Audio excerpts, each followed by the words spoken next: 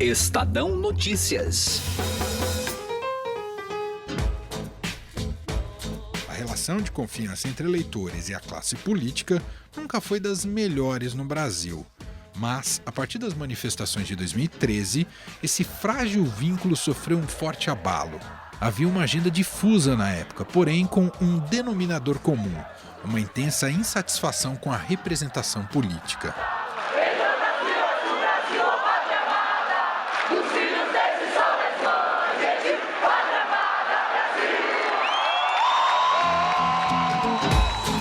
A chegada da Lava Jato no ano seguinte. Uma avaliação geral da Lava Jato, os promotores afirmam que Lula é o comandante máximo do esquema de corrupção. E a polarização nas eleições e, posteriormente, o impeachment de Dilma Rousseff, condenada à perda do cargo de presidente, serviram como vórtice para ampliar a negação da política.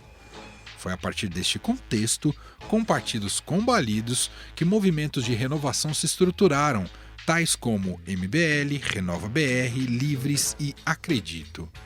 Hoje eles possuem representação nos parlamentos estaduais e federais. Tentam oxigenar a política por dentro. Nomes como o de Tabata Amaral ganharam protagonismo nacional. Meu voto pela reforma da Previdência é um voto de consciência. Não é um voto vendido, não é um voto por dinheiro de emendas, é um voto Não que segue demorou, as no entanto, para que certos dilemas da prática política viessem à tona. Esses deputados são fiéis a seus partidos ou aos movimentos em que eles se formaram?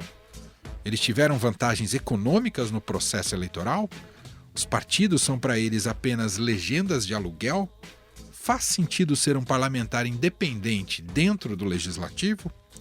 Eu sou Emanuel Bonfim e esse é o Estadão Notícias, que hoje conversa com o fundador de um desses movimentos, o empresário Eduardo Mufarrege, que criou o Renova BR.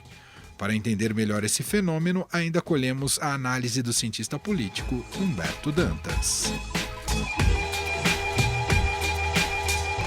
Estadão Notícias. A XP Investimentos foi eleita a melhor assessoria de investimentos pelos paulistanos na pesquisa Datafolha. A assessoria está na essência e no DNA da XP, e esse importante reconhecimento reflete o compromisso em fazer os brasileiros investirem melhor por meio de uma assessoria especializada e transparente, que busca sempre os melhores investimentos de acordo com o perfil de cada cliente. Acesse xpi.com.br. XP Investimentos, mudando para sempre seu jeito de investir. Estadão Notícias.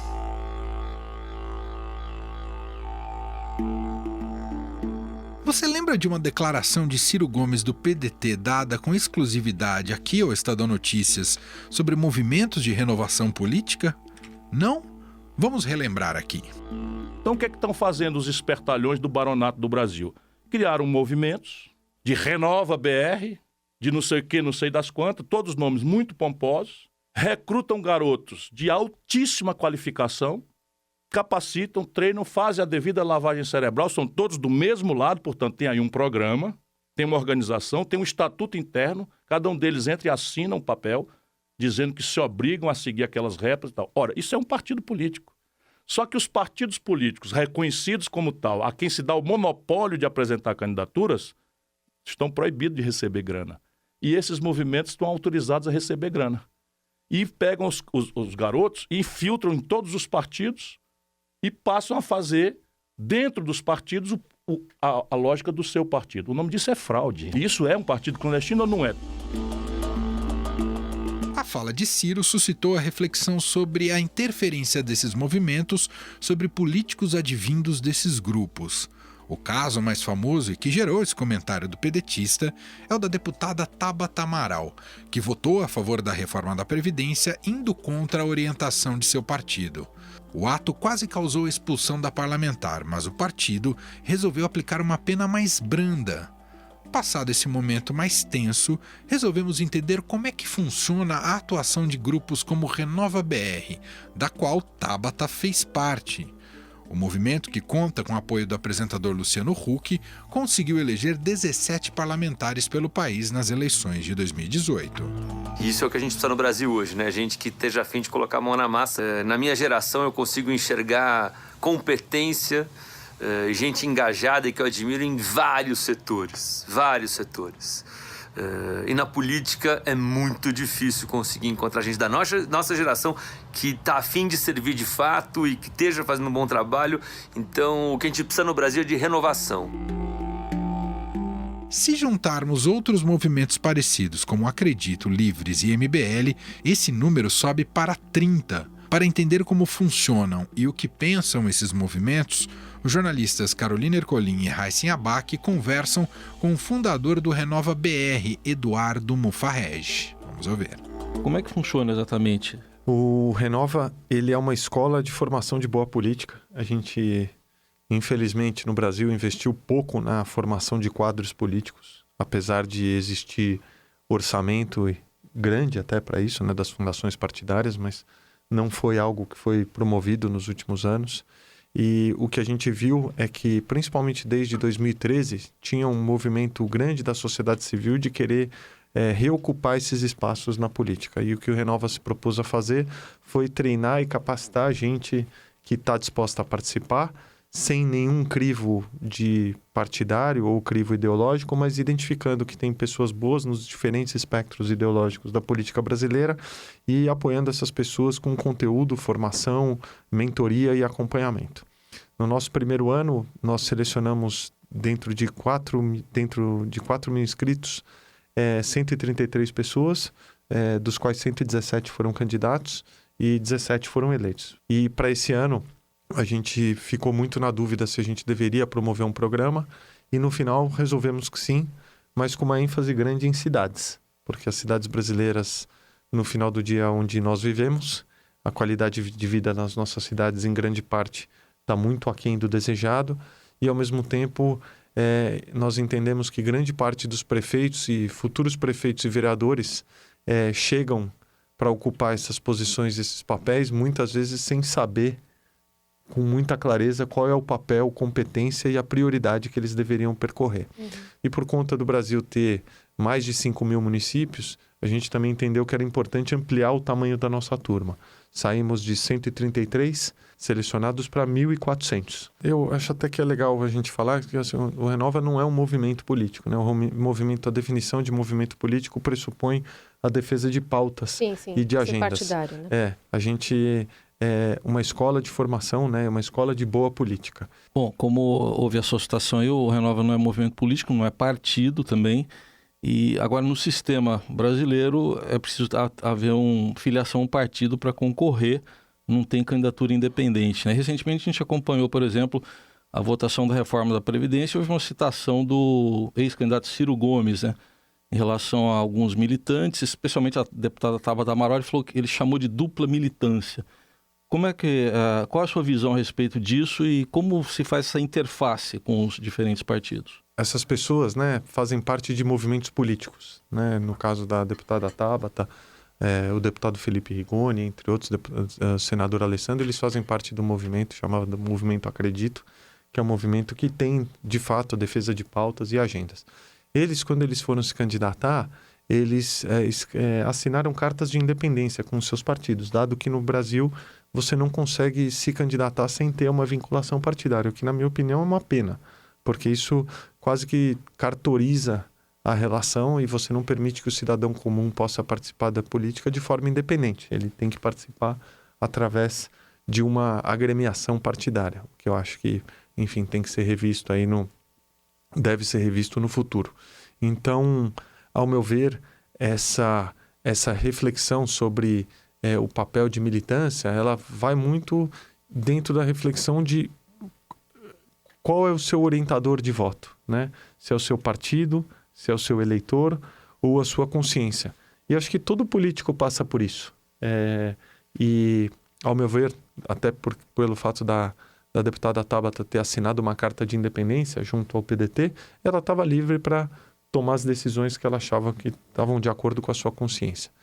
Do nosso lado, a gente respeita qualquer decisão que qualquer liderança do Renova tomar, seja ela a favor de uma pauta, seja ela contra uma pauta.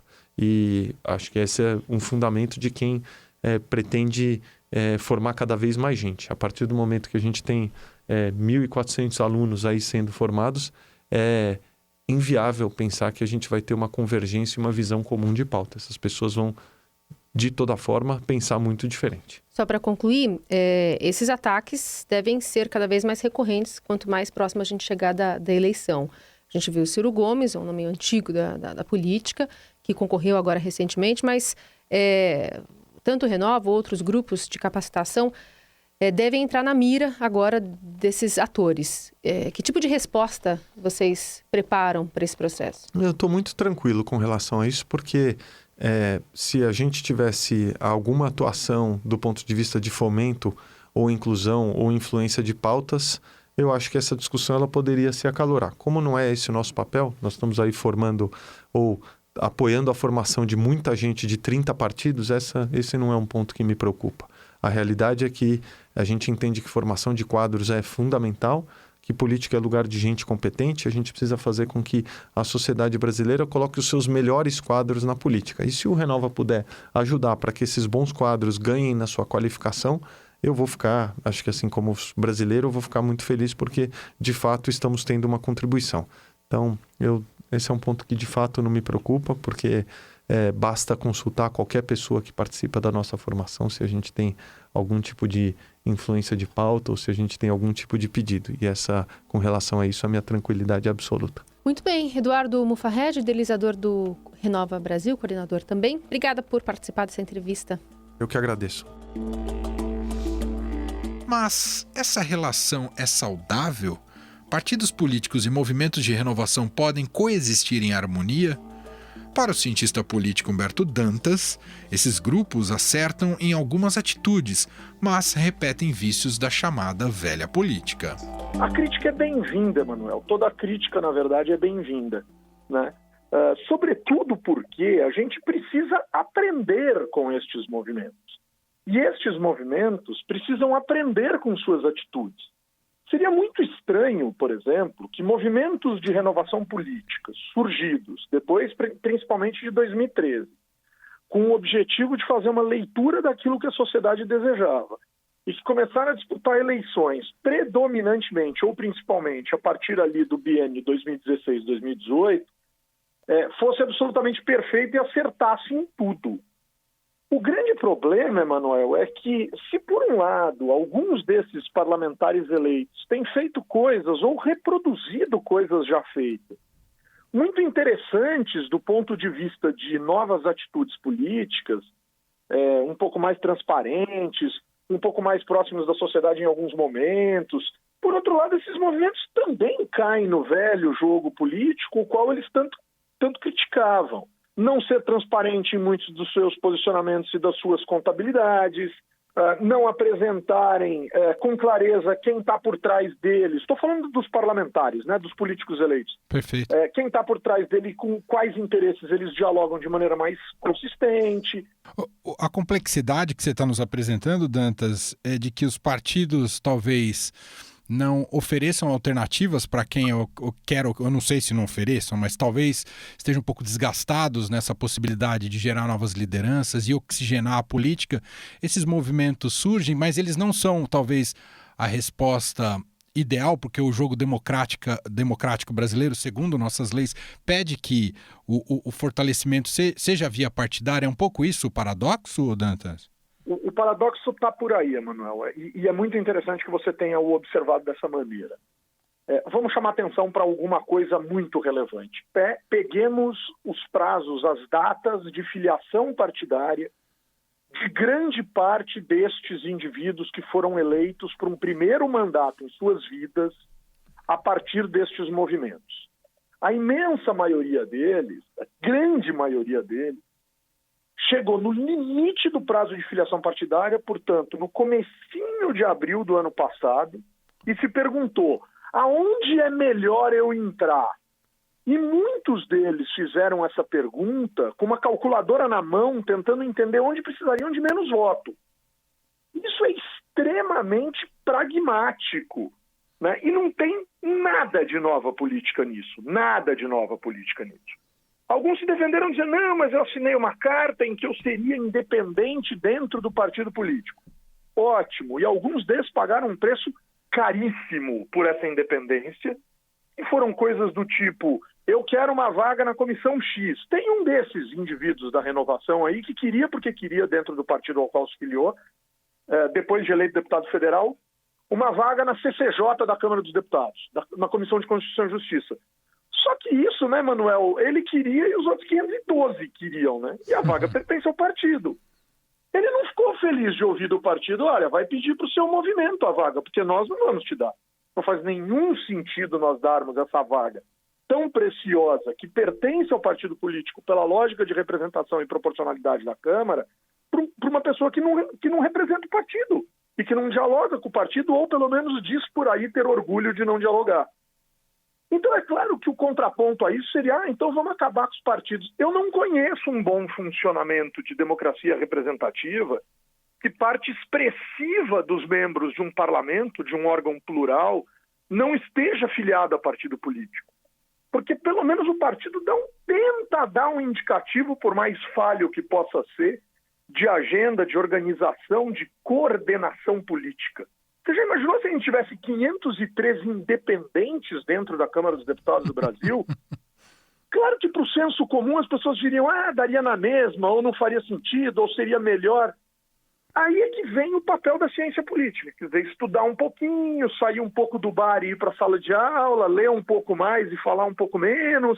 Esses movimentos, em tese, vêm para, colocando aspas, salvar a política, mas ao alugar siglas, eles estão ajudando a afundá-la, é isso, Dantas? Olha, Manuel, não é todo movimento que fala contra os partidos políticos. Não é todo movimento que diz que os partidos políticos são ruins. Não é todo movimento que não estimula e não incentiva as pessoas a procurarem partidos políticos minimamente condizentes com seus discursos, narrativas, aspectos ideológicos, por mais que tanto as pessoas quanto os partidos possam não representar isso com clareza ou possam ter instabilidades e inconsistências nesse sentido.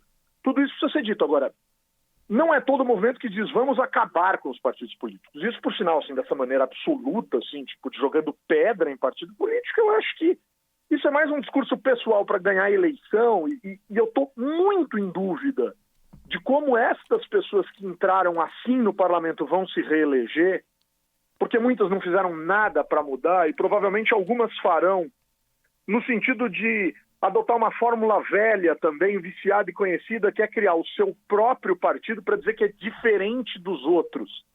E com todo respeito e sinceridade, eu não estou vendo o partido nenhum desses partidos novos fazendo algo tão diferente assim.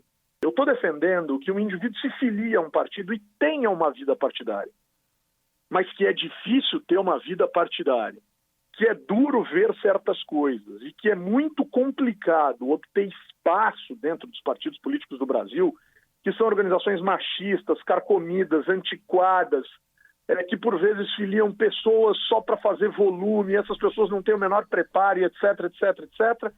Isso também lá é uma verdade. Então, de novo, eu acho que a gente vai ter que encontrar o caminho do meio para conseguir evoluir e essa evolução vai ser muito difícil. A gente deve observar nas próximas eleições, Dantas, uma abrangência maior de eleição, né, de conseguir colocar novos nomes nas câmaras municipais, de lideranças formadas por esses movimentos. Isso vai aparecer mais na eleição do ano que vem, Dantas? Pode aparecer mais, Emanuel, primeiro porque são mais movimentos aparecendo, surgindo, se viabilizando. Isso é interessantíssimo. Isso é a forma de parcelas da sociedade responderem por um anseio a despeito de seus erros, de seus equívocos, de suas necessidades de aperfeiçoamento, mas eles estão mostrando que parcelas da sociedade querem jogar esse jogo e querem entrar para esse mundo. Isso é ótimo do ponto de vista democrático. Claro que a gente vai ter que cobrar se estão certos, se não estão, se fizeram corretos ou não. Mas tem um segundo ponto muito importante, Emanuel, que é o seguinte, quer dizer, a eleição municipal é uma eleição gigantesca, é a maior eleição que existe no Brasil. Né? São 5.570 prefeitos, 5.570 vices e cerca de 58 mil vagas nas câmaras municipais.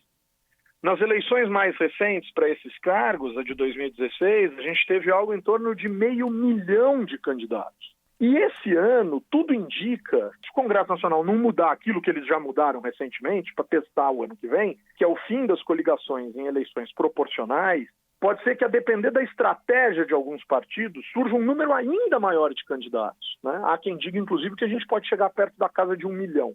Uau! É um negócio completamente alucinante. E aí, obviamente, vão aparecer novidades, algumas se darão bem, muitas se darão mal, mas eu acho que a gente tem algo interessante a observar nessa história toda. Para a gente fechar, Dantas, questão da grana. É legítimo que esses movimentos, claro que eles têm seus financiamentos, alguns deles até são bem abastecidos de caixa, como é o caso do Renova BR, que tem ali apoio de vários empresários, entre eles o Luciano Huck. Isso torna o jogo político desigual ou não é legítimo, hein, Dantas? Olha, Manuel, o jogo político é desigual no Brasil por diversos aspectos e eu acho sempre muito perigoso quando a gente coloca só um aspecto para debater. Por exemplo, quantas outras regras existem que privilegiam determinadas classes e categorias no Brasil? Vou citar uma. O servidor público estatutário, portanto o concursado, por lei tem o direito de ficar 90 dias de licença sem prejuízo total dos seus vencimentos, ele perde só um pedaço dos seus vencimentos, se ele for candidato fazendo campanha. Para quem quer observar esse fenômeno da forma como eu vou dizer, não me parece nenhum absurdo afirmar que, nesse caso, o Estado brasileiro, seja o poder público municipal, estadual ou federal, não estaria financiando a campanha desse cara ao permitir, lhe dando dinheiro do seu salário, que ele fizesse campanha livremente pelas cidades a despeito de suas estratégias, que pode ser desde ganhar a eleição até ajudar um político e receber um favor de volta, etc, etc, etc. Quer dizer, quando a gente fala de financiamento, Emanuel, a gente tem recortado e picotado demais o debate. Empresa pode, mas pessoa jurídica... Empresa não pode, pessoa jurídica pode. Pessoa jurídica pode de acordo com o seu rendimento do último ano. O maior imposto de renda do Brasil desses mega empresários continuam levando muita vantagem sobre o meu cidadão comum, que obviamente tem uma condição acadêmica, profissional acima da média do brasileiro em geral, mas do cidadão que ganha um salário mínimo, por exemplo, então, nem se compara. Quer dizer, a gente precisa parar de recortar essa discussão sobre financiamento de campanha e ter definitivamente uma lei que mostre para a sociedade que existe começo, meio e fim no que diz respeito à associação clara, fundamental e importante entre dinheiro e pedido de voto. Muito bem, ouvimos aqui a análise do cientista político Humberto Dantas, gentilmente mais uma vez participando aqui do nosso programa. Muito obrigado, viu, Dantas? Um grande abraço. Eu que agradeço, sempre uma alegria falar contigo, Emanuel. Abração.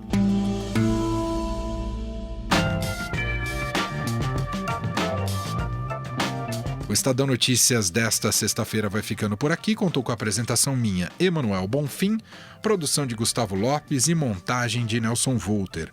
O diretor de jornalismo do Grupo Estado é João Fábio Caminoto. Mande seu comentário e sugestão para o e-mail podcast@estadão.com. Um abraço para você, um excelente fim de semana e até mais. Estadão Notícias.